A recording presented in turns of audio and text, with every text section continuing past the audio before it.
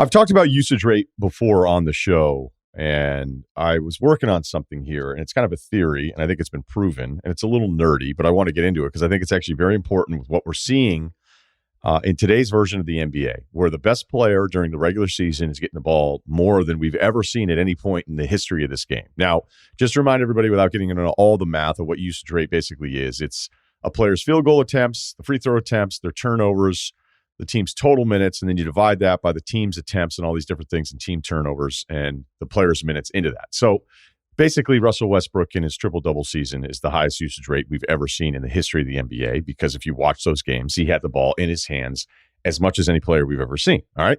So I think it's pretty simple, and I'm going to run through some of these players. Now, what I mean by what it's doing to today's game, which I think sometimes, too, with a force of analytics behind it, because I've also said this, I don't think there's ever been a bigger gap between what we see in the regular season version of basketball, and the playoff version of basketball. But it's a pretty simple concept, right? Hey, this guy's the best player. Let's make sure he has the ball in his hands the entire time. I haven't always loved the Harden stuff, but at the same time, he's a terrific shooter. He's a really great passer. You have to defend him a certain way. He was great on those lobs when they would play with a big, when they were 5 out. He was tough to deal with because he's getting to the free throw line a ton. So I think if you're Daryl Morey in that front office, you're going, well, why would we be running different stuff where he doesn't have the ball in his hands? I think at the playoffs, it becomes a problem because I also think as we go through some of these numbers, when you're very predictable as a team offensively, it's just easier to defend because you become easier to defend when you're playing each other maybe 4 to 7 games in a playoff series. Now, let's look at what we've had happening here now recently. If you go through the last 10 years, 12 of the top 20 usage rates in NBA history have happened in just the last 10 years. Only 2 of the top 30 individual usage rate seasons have not been in the last 20 years.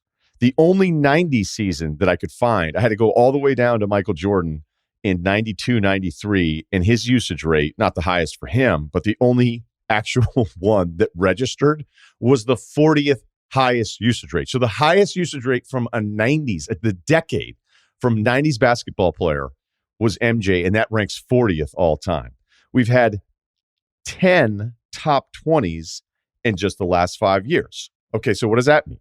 Well, what does it mean for playoff success? Because if my theory is that I think that you can play this way in the regular season, put up huge numbers, get a couple MVPs out of this deal, I don't know that it's actually turned out to equal any kind of playoff success. And it's actually maybe a warning for one team. It could have been 2, but we had a trade. All right, so let's run through it.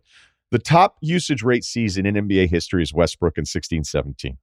They lost in 5 games in the first round. Harden, so this is 1 through 20.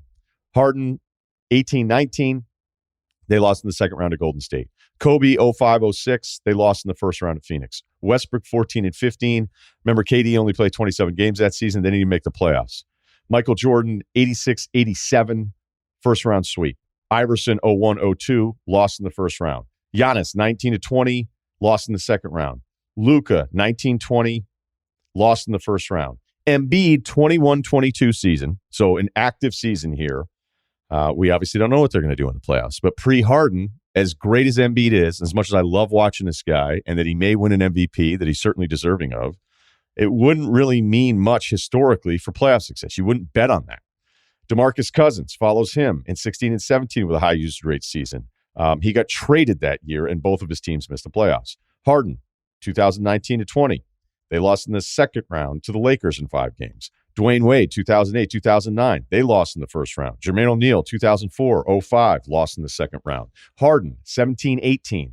Western Conference Finals. That's when they lost in 7 games to Golden State. Michael Jordan, 2001-2002, missed the playoffs. Luka, 2020-21, another first-round loss. Those are those Clippers series. Iverson, this is the only one that made it to the finals. The 2001 season where they lost to the Lakers in the finals. Luka, 21-22. That's his active season right now. Iverson, 2005-2006, missed the playoffs. Kobe in 11-12, second round. So we have 20 seasons. 2 are active, Embiid and Doncic now. 7 first-round exits, 5 second-round exits, 1 Western Conference Finals, and 1 NBA Finals without Iverson. There's no real debate on this. It's a pretty damning trend. And it's something that we're seeing more often.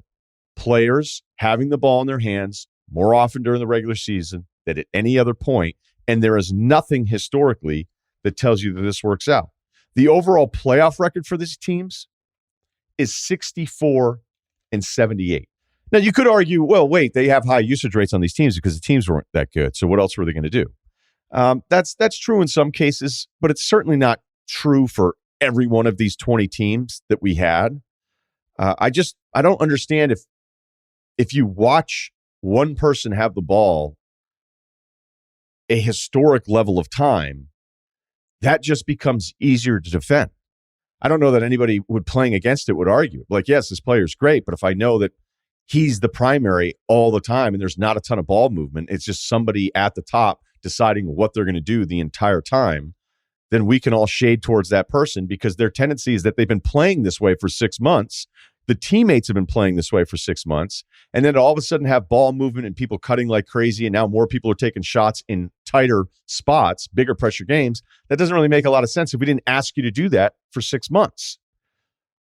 Let's take this further. Now, I also think historically we really dump on previous generations, but some of it's understood. I don't always have a perfect answer for how we should deal with historic numbers compared to the evolution of a player today. Many times I've argued with people or even players themselves that played in those eras about what today's game is versus the time that they played, because basketball players are very protective.